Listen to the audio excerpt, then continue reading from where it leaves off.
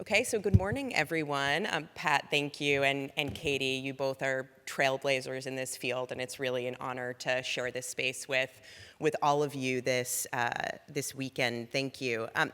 So when I was thinking about what I was going to say and thinking about this conference earlier in the week, a night kept coming to mind from a few months ago when Peace is Loud co-hosted a dinner for about 20 high-level news editors.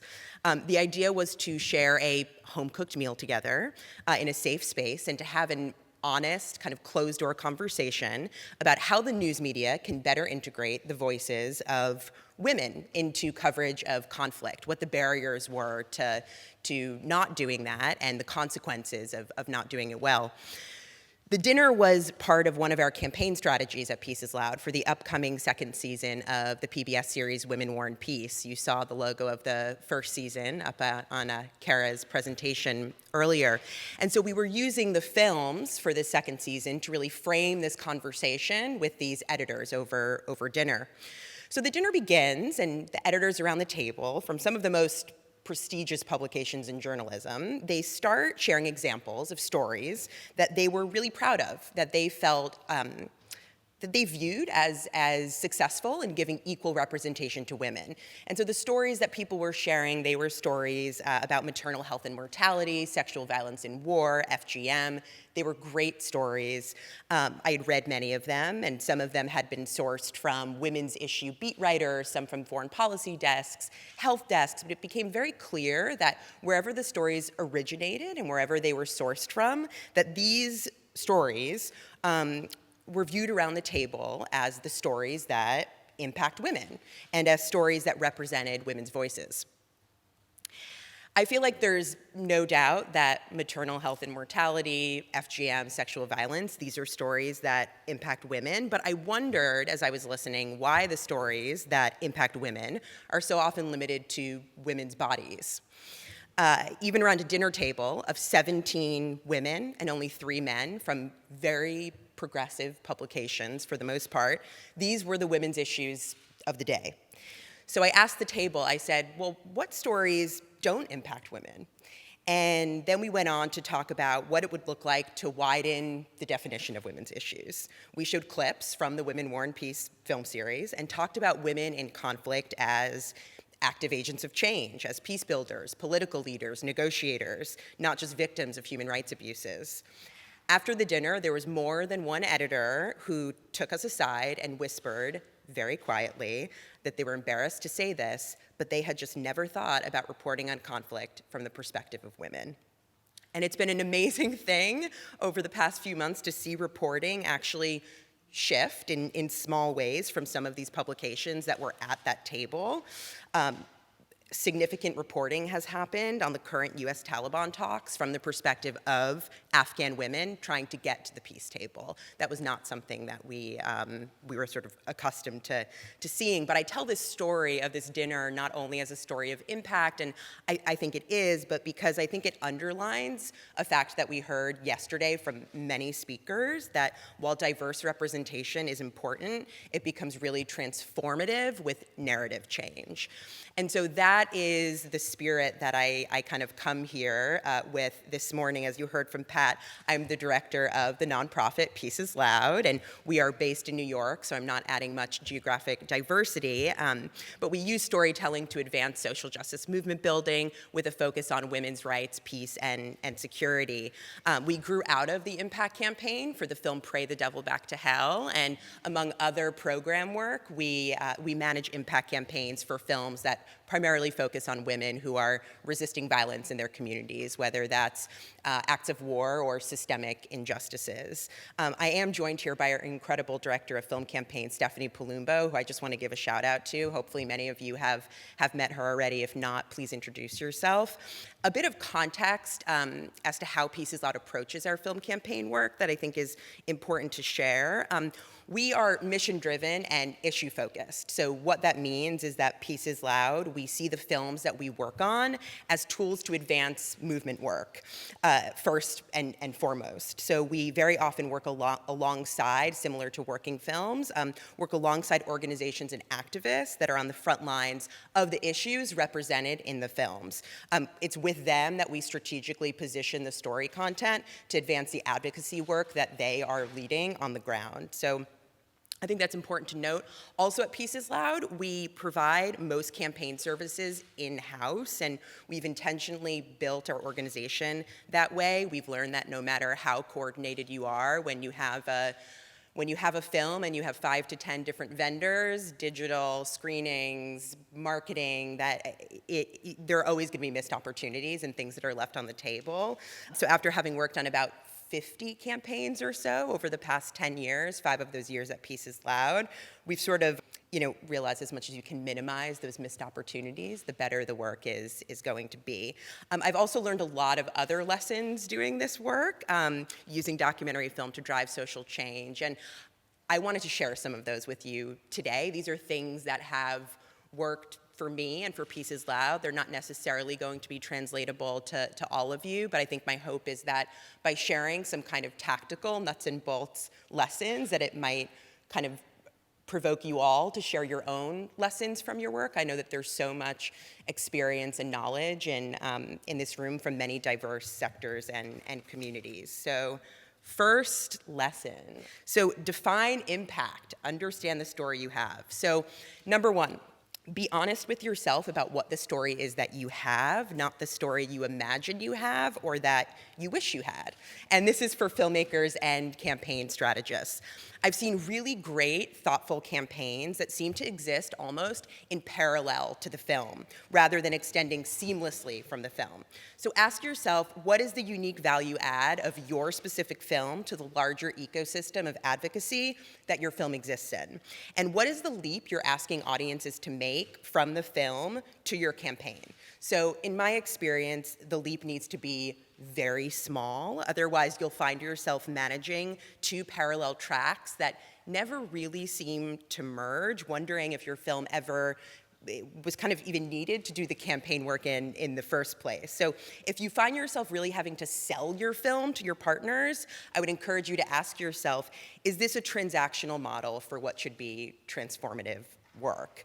So once you kind of answer that question for yourself, I'd say make sure the style of your film lends itself to the impact you're trying to have and be really clear about what that impact is, right? So not every film needs to change public policy. And if your film isn't made to do that, it doesn't mean you can't have impact. You can tell a story that changes hearts and minds and raises public awareness for undercovered issues, and that's really significant. It's part of culture change, like we talked about yesterday. It's a slow burn, and just because it isn't always quantifiable, it doesn't mean it can't be measurable, strategic, and focused. I very often say to filmmakers, we need to be just as smart about the way we do culture change as we do policy change, maybe even more so.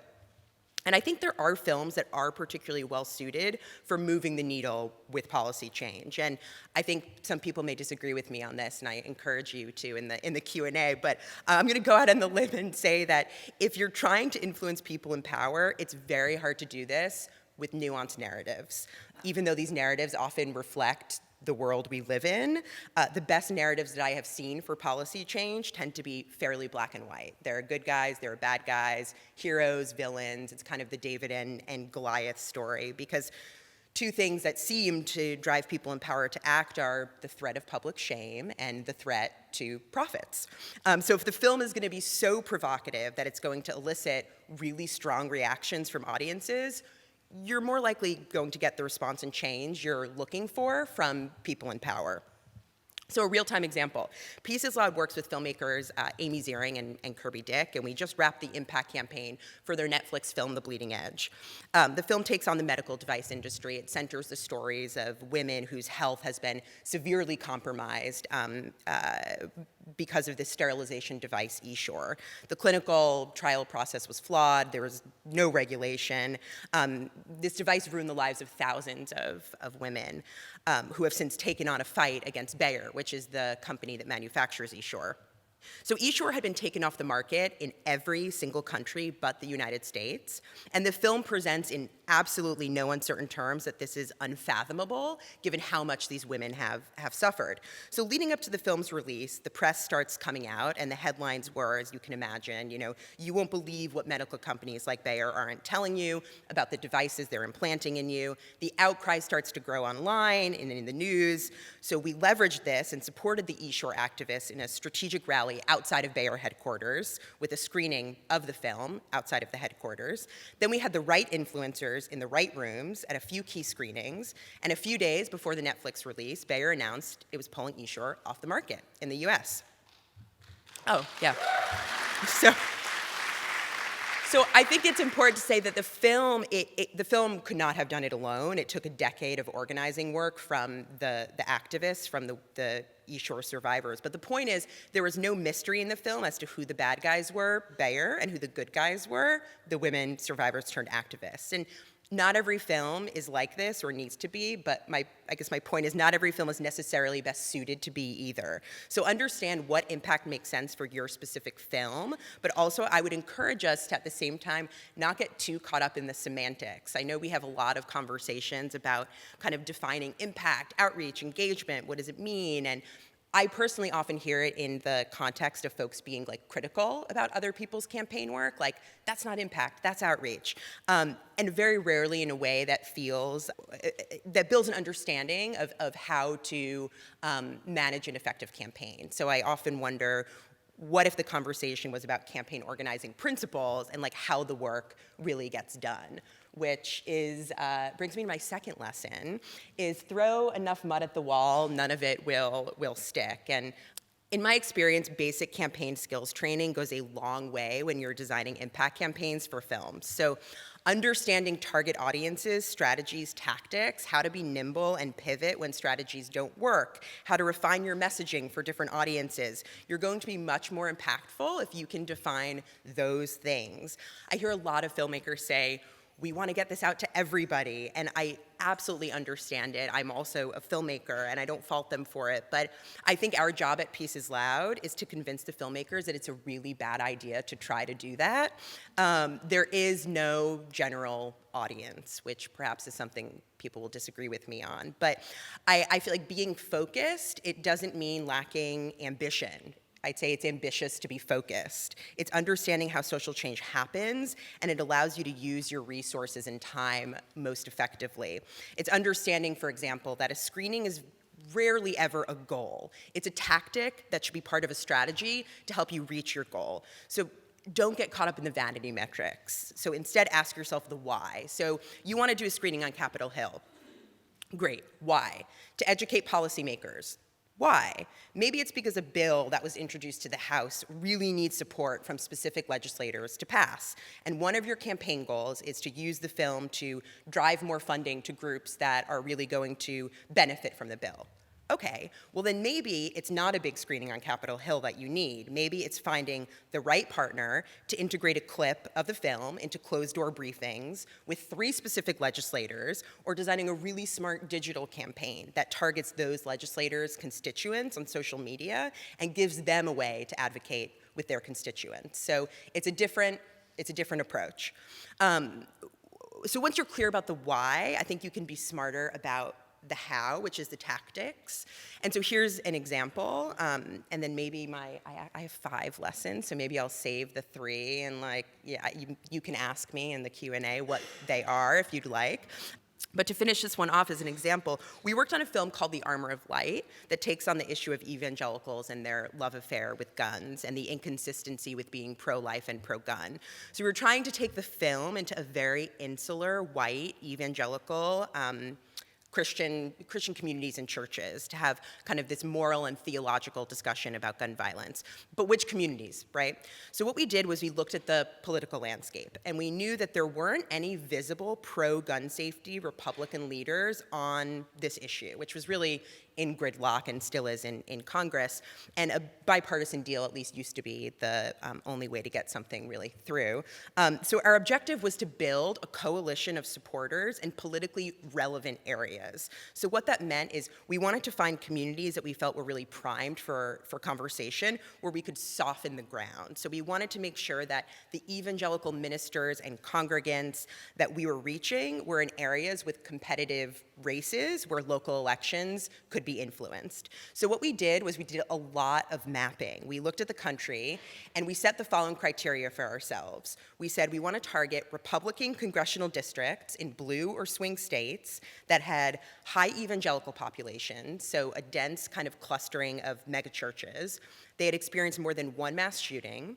They had a representative with a B or C rating from Gun Owners of America, and the representative was either evangelical, a member of the prayer caucus, or sat on a judiciary committee. So we had a campaign strategist who was phenomenal, Jess Duda. She overlaid all of this data on a map of the country and narrowed it down to 21 districts in 12 states.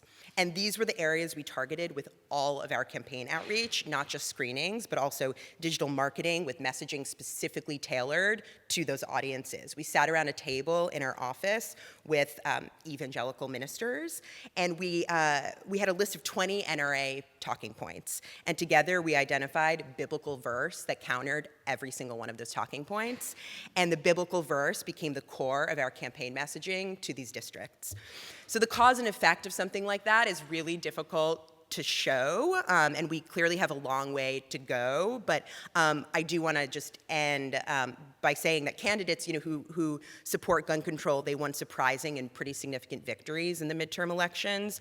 Jason Crow in Colorado, Representative Lucy McBath of Georgia, who just co-signed the background checks bill that passed the House on Thursday. Lucy was in the film, and she was also one of our faith ambassadors for the campaign. And it is a kind of bright spot that, according to the Giffords Law Center, 40 members of Congress who had been regarded as NRA faithfuls lost their seat in the midterms. So I have 3 other lessons learned that I'm not going to share. Oh, yeah. Okay, so number 3, oh yes, okay. When going beyond the choir, find your ambassadors. So set your ego aside and allow yourself to be vulnerable. I have things to say about that. Then listen actively and often.